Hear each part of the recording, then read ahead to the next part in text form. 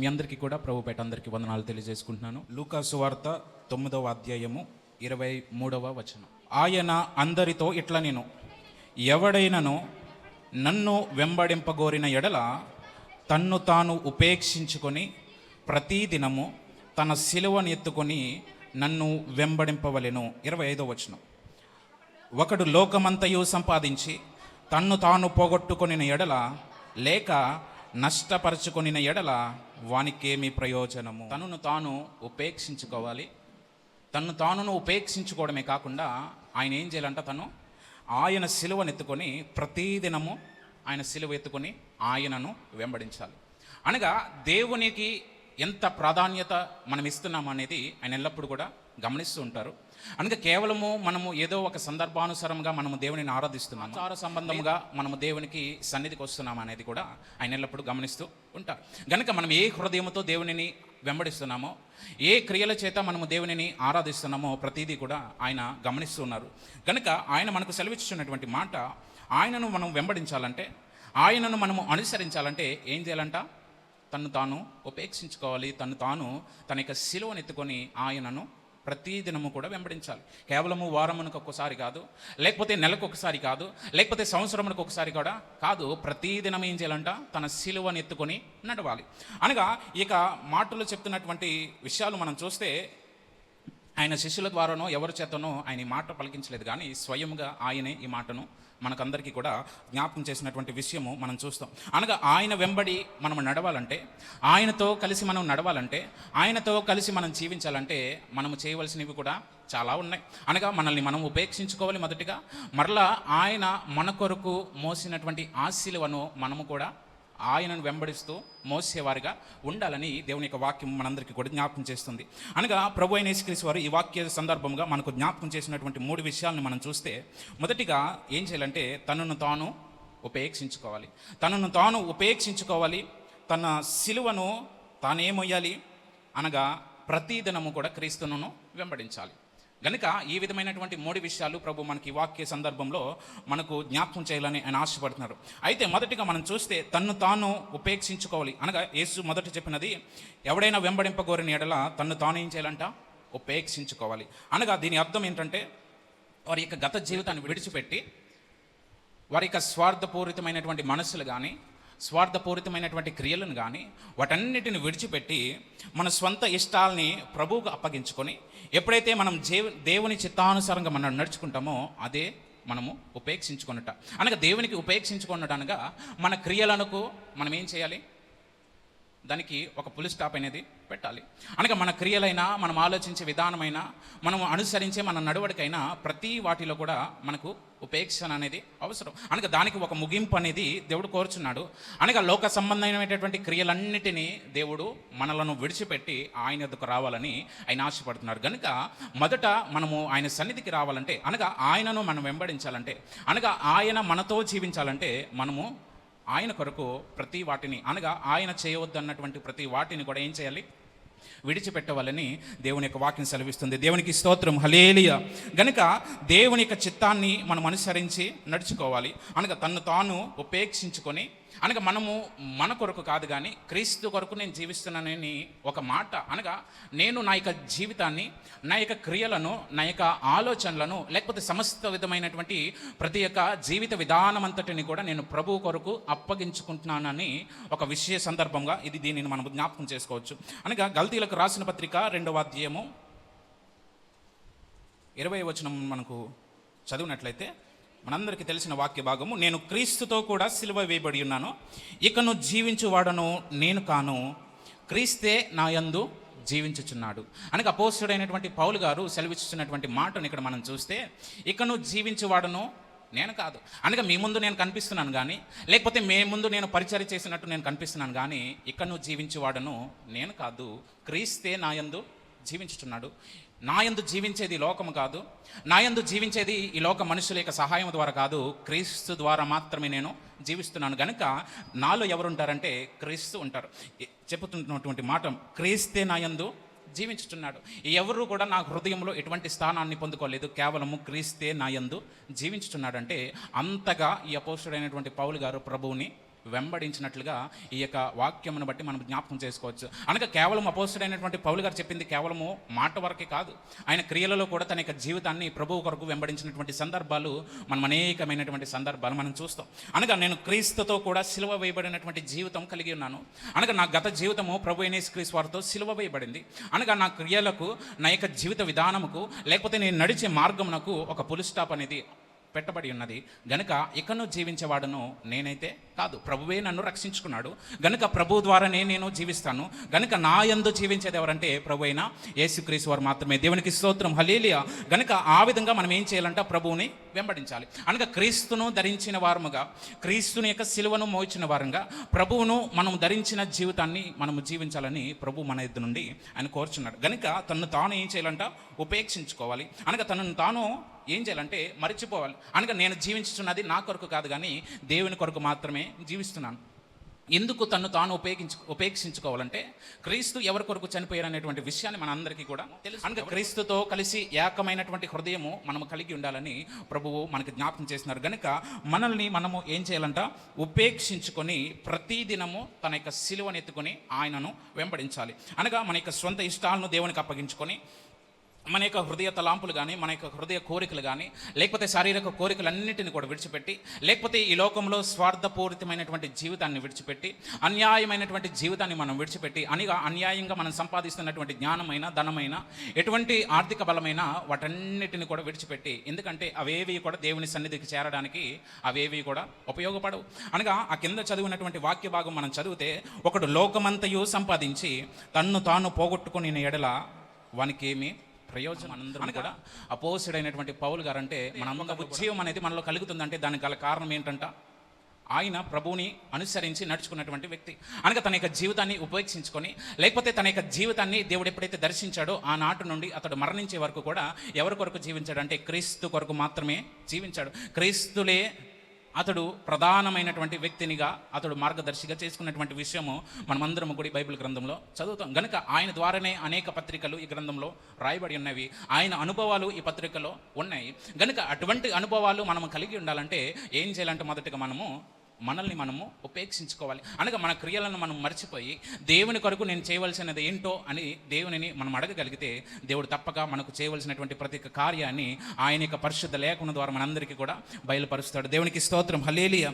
గనుక మన స్వార్థాన్ని విడిచిపెట్టి, ఈ లోకంలో మనము అనుభవిస్తున్నటువంటి మోసాలను, ఈ లోకంలో మనం చూస్తున్నటువంటి ప్రతి ఒక్క విధమైనటువంటి సమస్యలను విడిచిపెట్టి దేవుని కొరకు మన యొక్క జీవితాన్ని మనము సమర్పించుకోగలిగితే దేవుడు తప్పక మనలను కూడా అటువంటి విధమైనటువంటి వెలుగుకరమైనటువంటి జీవితంలోనికి దేవుడు మనల్ని నడిపించడానికి ఆయన ఎల్లప్పుడూ కూడా ఇష్టపడుచున్నాడు. అనగా ఆయనను వెంబడించిన వారిని దేవుడు ఎప్పటికీ కూడా విడిచిపెట్టలేదు. ఆయన ఎందరైతే ఆయనని వెంబడించారో, ఎందరైతే తమ యొక్క సమస్తమును విడిచిపెట్టి ప్రభువుని వెంబడించారో వారందరికీ కూడా ఒక పొజిషన్ని, అనగా ఒక స్థాయిని దేవుడు వారందరికీ కూడా దయచేశాడు. వారందరికీ అటువంటి స్థాయి కలగడం మనం చూస్తే వారు కేవలము ప్రభువుని అనుసరించినందుకు కాదు, కానీ లేకపోతే వారికి ఉన్నటువంటి క్రియలను, వారికి ఉన్నటువంటి సమస్తమును విడిచిపెట్టి ప్రభువుని వారు వెంబడించారంటే ప్రభు వారికి ఏదో చేస్తాడని కాదు, లేకపోతే ప్రభువు వారి పట్ల ఏదో ఒక గొప్ప కార్యం చేస్తాడని కాదు, కానీ ఆయన ఎలా అయితే ఈ లోక రక్షకుడిగా, ఆయన మనుష్య కుమారుడిగా ఈ భూమి మీదకి వచ్చారో అదే విధమైనటువంటి జీవితం మేము కూడా జీవించాలనేటువంటి ఒక ఆశతో, అనగా ఆయన చేస్తున్నటువంటి పరిచర్లో ఒక భాగంగా మేము కూడా ఉపయోగపడాలని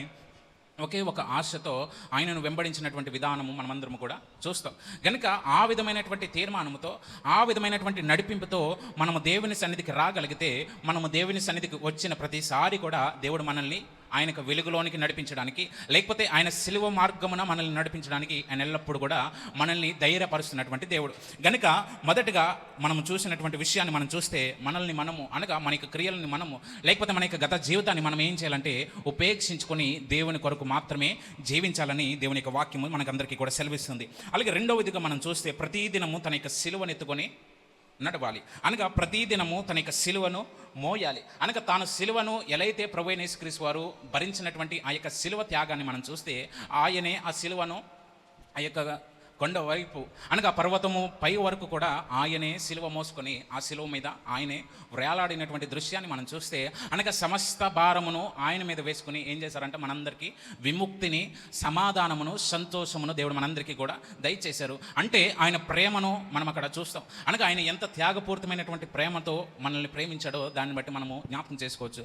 లేకపోతే ఆయన వెంబడించినటువంటి ప్రత్యేక అనుసరులు కానీ, లేకపోతే ఆయన పొందినటువంటి ప్రత్యేక దెబ్బలను మనం చూస్తే, ఆయన ఎటువంటి దెబ్బలను పొందకుండా, ఎటువంటి గాయములు అతని యొక్క శరీరం మీద పడకుండా ఆయన మరణించి తిరిగి లేచాడంటే ఆయనకి ఏదైనా విలువ ఉంటుందా? లేకపోతే ఆయనని మనం అంత ప్రత్యేకంగా చూస్తామా? ఎంత మాత్రము కూడా చూడం. అనగా ఏదో ఆయన అద్భుతం చేసి, అనగా అనేక మందికి అద్భుతాలు చేస్తున్నారు కనుక తనకు తాను అద్భుతం చేసుకుని మరణించి తిరిగి లేచాడని మనం నమ్ముతాం. కానీ ఎటువంటి దెబ్బలు లేకుండా, ఎటువంటి గాయములు చెందకుండా, ఎటువంటి అవమానం పొందకుండా అటువంటి కార్యం జరిగితే మనలో ఇంత ప్రత్యేకత ఉండదు. మనము ఆరాధిస్తున్న దేవుడు ఇంత శక్తివంతుడిగా నిలిచి ఉండేది కాదు. ఎందుకంటే ఆయన శ్రమలను అనుభవించి, దేని కొరకంటే మనం చేసినటువంటి దోషములు బట్టి ఆయన మీద ఎటువంటి నేరము లేకుండా, ఆ నేరము లేని వ్యక్తి మన కొరకు ఏం చేశారంట? ప్రాణాన్ని అర్పించారు. అనగా దేవుని యొక్క త్యాగమును మనము దేనితో కూడా వర్ణించలేము. ఈ లోక స్నేహితులతో కానీ, మనము ఉన్నటువంటి బంధువులతో కానీ ఆయన త్యాగాన్ని మనం ఎంత మాత్రము కూడా చెల్లించలేం. ఎంత ధర చెల్లించినా మనం ఎంత మాత్రము ఆ త్యాగానికి మనం ఎంత మాత్రము కూడా చేరలేమని మనము దేవుని యొక్క దృష్టిని బట్టి మనం జ్ఞాపకం చేసుకోవచ్చు. అనగా ఆయన చెప్పినటువంటి ప్రత్యేక మాటను మనం చూస్తే, మనం ఏం చేయాలంట? ఆయన సిలువను ఎత్తుకొని నడవాలి. అనగా సిలువను ఎత్తుకొని నడిచినప్పుడు మనము ఎంత భారాన్ని మోస్తున్నామో, ఎంత బాధ్యత కలిగి ఉన్నామో మనము కలిగి ఉంటాం. అనగా మనకు జ్ఞాపకం చేస్తాడు దేవుడు. అనగా ప్రతిదినము మనము సిలువను ఎత్తుకొని నడవడం అంటే ప్రతిదినము కూడా మనము సిలువ అనుభవాన్ని మనం కలిగి ఉండాలని ప్రభు మనకు జ్ఞాపకం చేసినాడు. అనగా సిలువలో అనేక అనుభవాలు దాగి ఉన్నాయి. సిలువలో అనేక విషయాలు దేవుడు దాచించాడు. సిలువలో అనేక గొప్ప శక్తిని దేవుడు దాచించాడు. దేవునికి స్తోత్రం, హల్లెలూయా. గనుక అటువంటి శక్తిని మనం ఏం చేయాలంటే ప్రతిదినము మన భుజముల మీద మోయగలగాలి. అనగా అటువంటి భారాన్ని మనం మోయగలిగితే ఎంత గొప్ప దేవుని నేను ఆరాధిస్తాననేటువంటి గర్వము మనలో ఉండగలగాలి. లేకపోతే నేను సిలువను ఎత్తుకుని నడవాలని మనము సిగ్గుపడతాం. లేకపోతే నేను ప్రభువుని సేవిస్తున్నానని అందరికీ చెప్పాలని మనం సిగ్గుపడతాం. అనగా నేను ఎవరినైనా చర్చికి వెళ్తుంటే నన్ను చూస్తే వామ్మో వాళ్ళు ఏమనుకుంటారా అని సిగ్గుపడేటువంటి పరిస్థితిలో మనం ఉన్నాం. అనగా దేవుని యొక్క మందిరానికి వస్తూ కూడా ఎవరు కూడా క్రైస్తవుడని నమ్మనట్లు కూడా వారు ఏం చేస్తారు?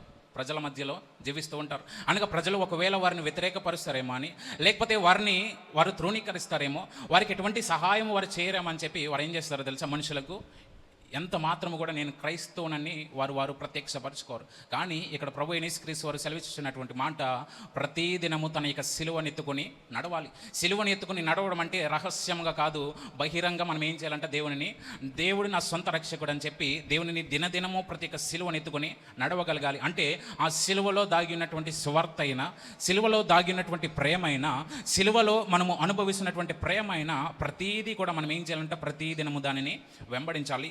దానిని మన మీద భారమును పెట్టుకొని ప్రతి ఒక్క భారమును ప్రభు యొద్దకు మనం చేరగలిగితే దేవుడు ఆ భారమును ఏం చేస్తాడంట? సులువుగా తేలికగా చేస్తానని దేవుని యొక్క వాక్యం మనందరికీ కూడా సెలవిస్తుంది. అనగా ఆ కాలంలో మనం చూస్తే ఈ సిలువ అనేది వారికి ఒక శిక్షగా, అనగా వారు చేసినటువంటి దోషములకు, వారు చేసినటువంటి అపరాధములకు వారికి కలిగేటువంటి శిక్ష ఏదైనా ఉందంటే వారు సిలువ పైన వారిని మరణించే విధముగా చేయడం. అనగా ఈ సిలువ ఆ కాలంలో వారికి ఒక బాధగా, ఒక త్యాగంగా, ఒక మరణ శిక్షగా వారికి ఉండేది. కానీ నేటి కాలంలో అనగా సిలువను మోయడం అంటే క్రీస్తు కొరకు మనము బాధను సహించడం కొరకైనా ఎంత మాత్రము కూడా వెనకాడకూడదు. అనగా సిలువలో ఎలా అయితే ఆయన బాధను భరిస్తూ ఆయన మోసి ఉన్నారో ఆ బాధను మనం సహించడానికి ఎంత మాత్రము వెనకాడకూడదు. ఈ లోకంలో మనం కలుగుతున్నటువంటి బాధలైనా, లేకపోతే ఈ లోకంలో ఉన్నటువంటి మనుషుల ద్వారా మనము కలుగుతున్నటువంటి నిందలైనా వాటన్నిటిని మనం ఏం చేయాలంట?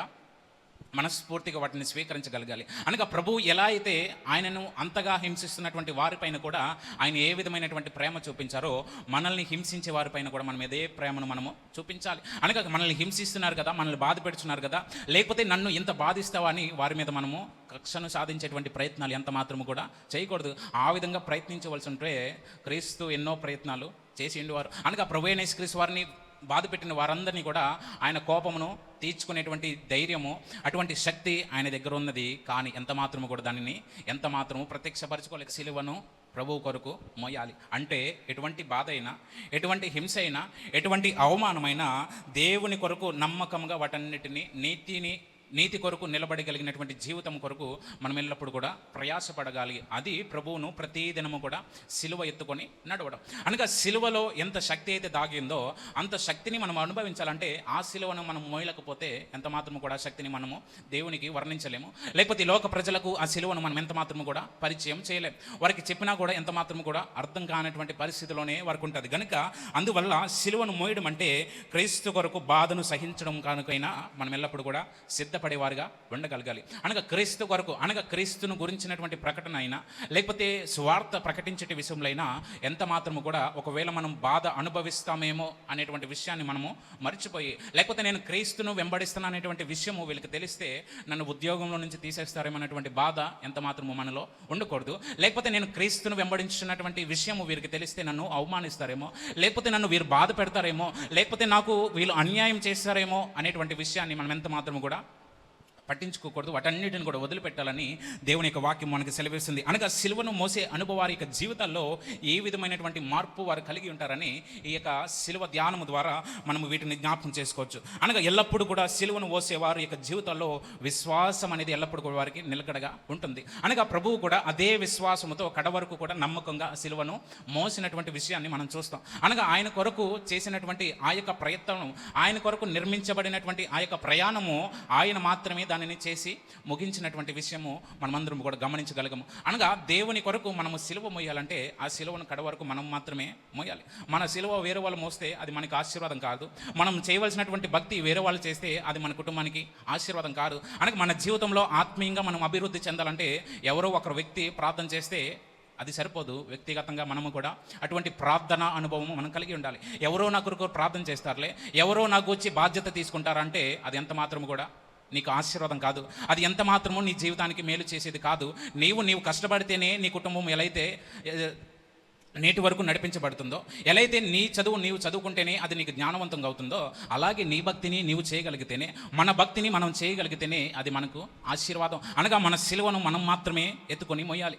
చాలామంది బైబిల్ మోయడానికి కూడా వారికి ఎంతో భారం. అనగా బైబిల్ పట్టుకుని నడవడం కూడా వారికి ఎంతో అసహ్యంగా ఉంటుంది. అనగా బైబిల్ మోస్తే అమ్మో ప్రజలందరూ నన్ను చూసి హేళన చేస్తారేమో, లేకపోతే బైబిల్ పట్టుకుంటే నన్ను అందరూ చూసి ఎగతాళి చేస్తారేమో అని అనుకుంటారు. కానీ ఎంత మాత్రం కూడా ఆ విధమైనటువంటి జీవితాన్ని మనం ఎంత మాత్రం కూడా జీవించకూడదు. అనగా నిజమైన క్రైస్తవుడు అనగా ఏ వ్యక్తి రహస్యంగా జీవించినప్పటికీ కూడా ప్రజలందరిలో కూడా అదే విధమైనటువంటి జీవితాన్ని ఆ వ్యక్తి జీవిస్తారు. మనం ఎంత పొజిషన్లో ఉన్నా, ఏ స్థితిలో మనం ఉన్నా, క్రీస్తును అనుసరించేవారు ఏ స్థితిలో కూడా వారు సిగ్గుపడరని దేవుని యొక్క వాక్యం సెలవిస్తుంది. అనగా ఆయనను వెంబడించేవారు ఏ పరిస్థితులు కూడా వారిని సిగ్గుపడే పరిస్థితికి దేవుడు రానీయుడు. ఎంత మాత్రము కూడా దేవుడు వారి చేయుని విడిచిపెట్టే దేవుడు కాదు. అనగా మనము దేవునిలోనికి వచ్చే తర్వాత అనేక శ్రమలను అనుభవిస్తాం అంటే దాన్ని బట్టి క్రీస్తు మన చేయుని విడిచిపెట్టినట్ట, లేకపోతే ఆ శ్రమలను అనుభవిస్తున్నామంటే క్రీస్తు మనల్ని మర్చిపోయినట్ట, లేకపోతే ప్రభువు మనకు కూర్చున్నటువంటి శ్రద్ధ అతను తీసుకునేట్లనా?